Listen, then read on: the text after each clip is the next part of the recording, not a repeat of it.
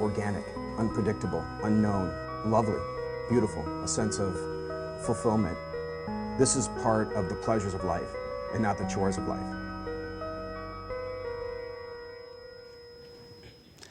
Coming up today on Daily Iowan TV, Iowa's Children's Hospital. We have an update on the renovations. And later, graduation preparation has begun.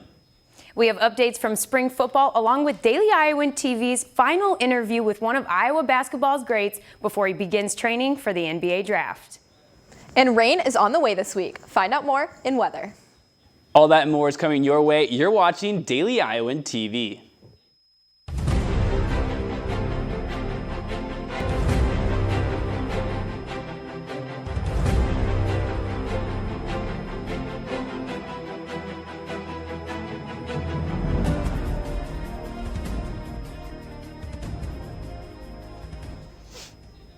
Good morning and thanks for tuning in to Daily Iowan TV. I'm Noah Gowdy.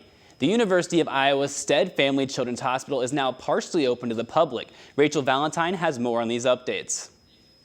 In fall of 2012, construction began on the University of Iowa Stead Family Children's Hospital. Today, some floors are open to the public. This hospital cost approximately $360 million, which was completely funded through bonds, patient revenue, and private gifts.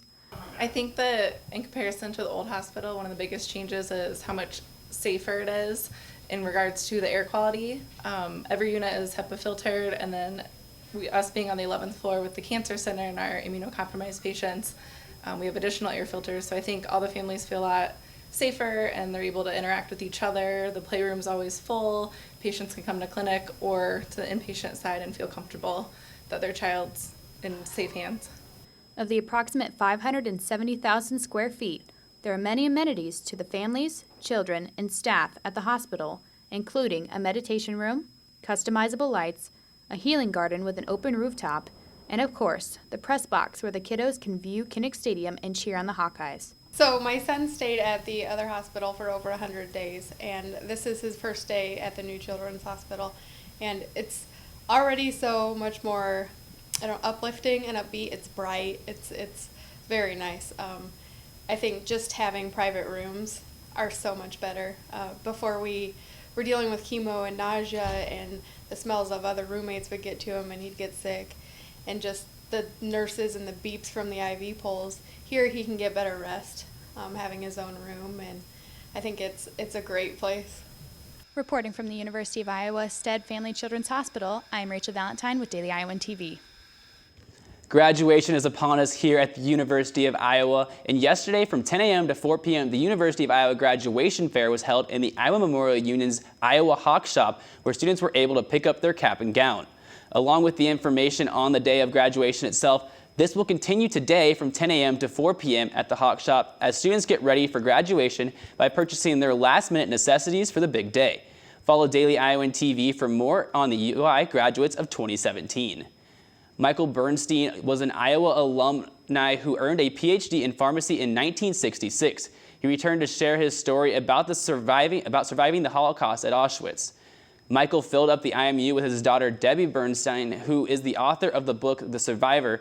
She decided to bring her father's story to life by illustrating Auschwitz not only through the book, but through the images with the pictures of their family in the camps.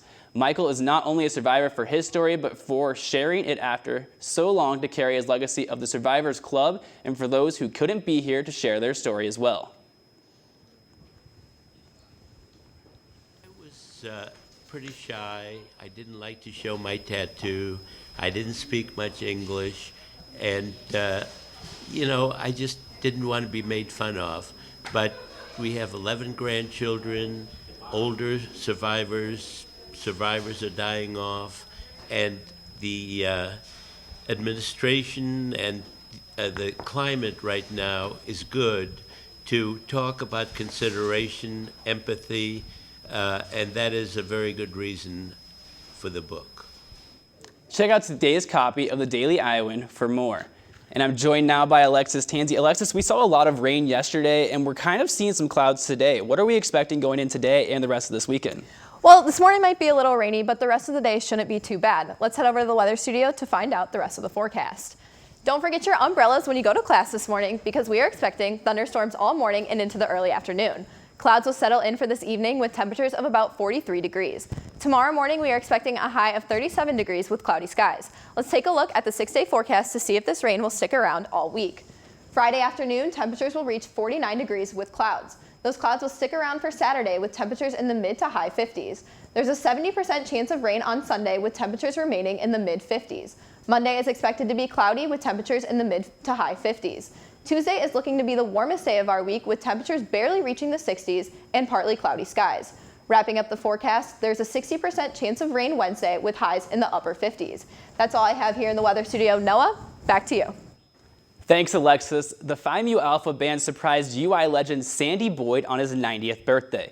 The band sneaked into Boyd's garage to surprise him and to keep their instruments dry as it rained all afternoon. The surprise took place right at Boyd's front door.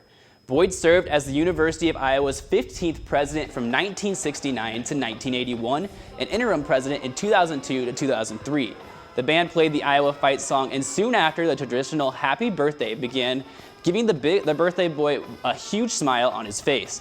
Once the band finished, Boyd invited everyone inside for cupcakes. Iowa City Tattoo is holding a month-long fundraiser for Planned Parenthood.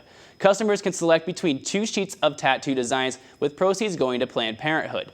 The tattoos cost $60 and feature designs from social injustice symbols to women's rights. The tattoo shop has donated almost $3,500 to causes so far. Currently, the Iowa Senate recently passed a bill to cut Planned Parenthood funding, but is still waiting for a vote by the House. President Donald Trump has also announced intentions to defund Planned Parenthood. And I've heard football is back in action at practice this week. Let's toss it over to Taylor Van Fleet in the sports studio to find out more. Taylor? Thanks, Noah. While Iowa athletics are starting to slow down a bit, spring football kicked off last Wednesday, along with Iowa baseball having their first Big Ten series of the season. And speaking of spring football, yesterday was another spring practice, and Daily Iowan got some updates on how the team has handled some coaching changes for this upcoming season. Katie Sextro has more. They're about 6 months until Iowa opens their 2017 season against Wyoming, but they know that starting practice now is crucial for a successful year.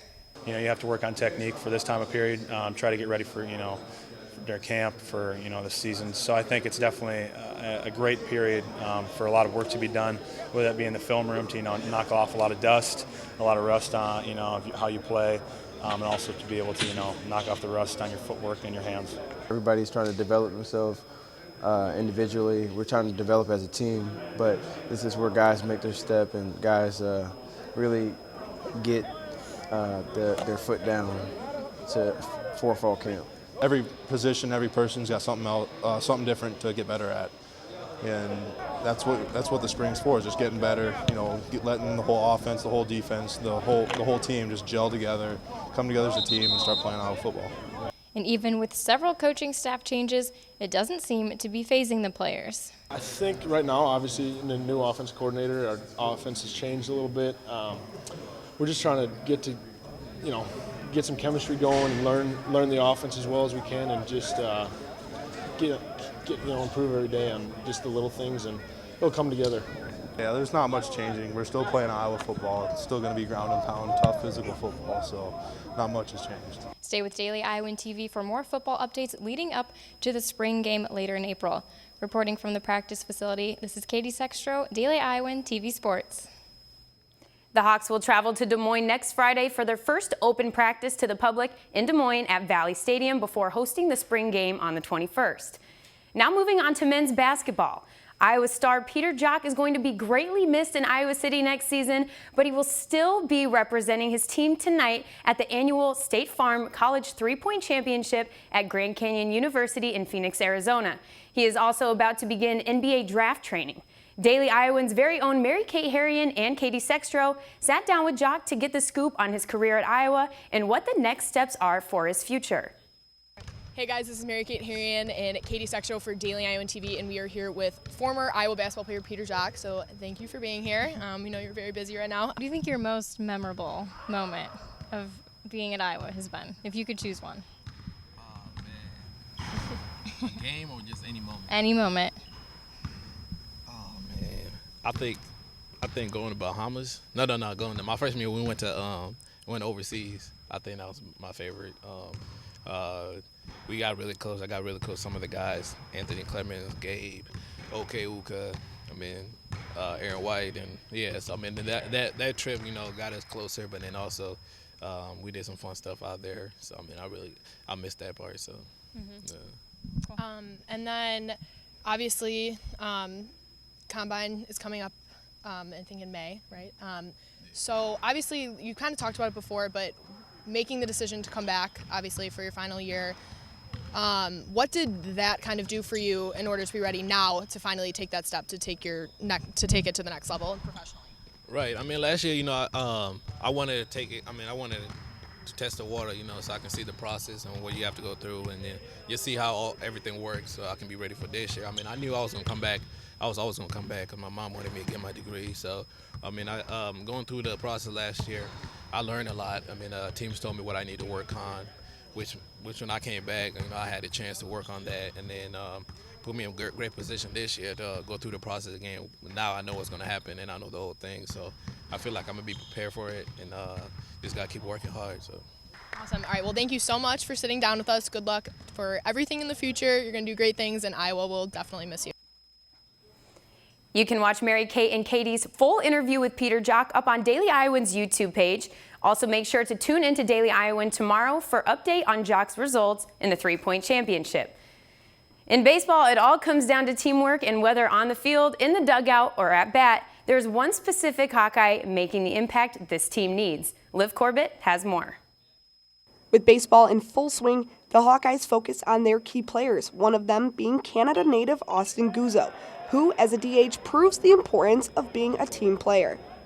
I just think my role as a DH is really just to try and get on base as much as possible, try and produce runs as much as possible, whether that's batting in runs or getting on base and letting our teammates hit me in. Obviously, Austin is fighting for a starting spot. He wants to be in the lineup every single day, and he puts in the work and the effort to do that.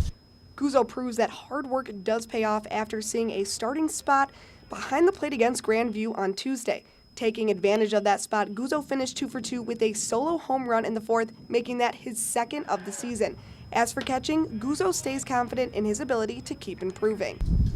Yeah, I'd say catching strength-wise, I think I still have a lot of work to do back there, but I really think that it's come a long way in the past couple of years working here. He shows up every single day with the intent to get better. I believe he's one of those players that makes others around him better. Coming from another country, Austin relies on his fellow teammates and coaches to guide him. Now being an upperclassman, Guzzo takes what he learns, steps up to the plate, finding his new role as a leader. The older guys that have been here so far, helped me grow as a player, showing me the ropes of what it really means to be a Hawkeye over the year. And the nice thing is now I can show the new guys that come in what it's like and really kind of be a mentor to them or a leader, just someone they can count on and off the field. As the season goes on, you're going to see Austin step up and do a lot of good for the Hawkeyes this year.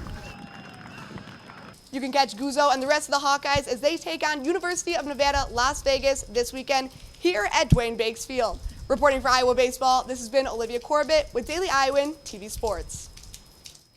And like Liv said, the Iowa baseball team will be facing University of Nevada, Las Vegas this weekend at home, hoping to double their 3-game win streak. Tune in tomorrow to see which Iowa coach was named Daily Iowan Coach of the Year. Noah, back to you. Thanks, Taylor. And that's it for this edition of Daily Iowan TV. Be sure to check out our live shows every morning at 8:30 a.m. on dailyiowan.com. Also, be sure to pick up today's copy of the Daily Iowan. We'll see you right back here tomorrow, and have a great day, Iowa City.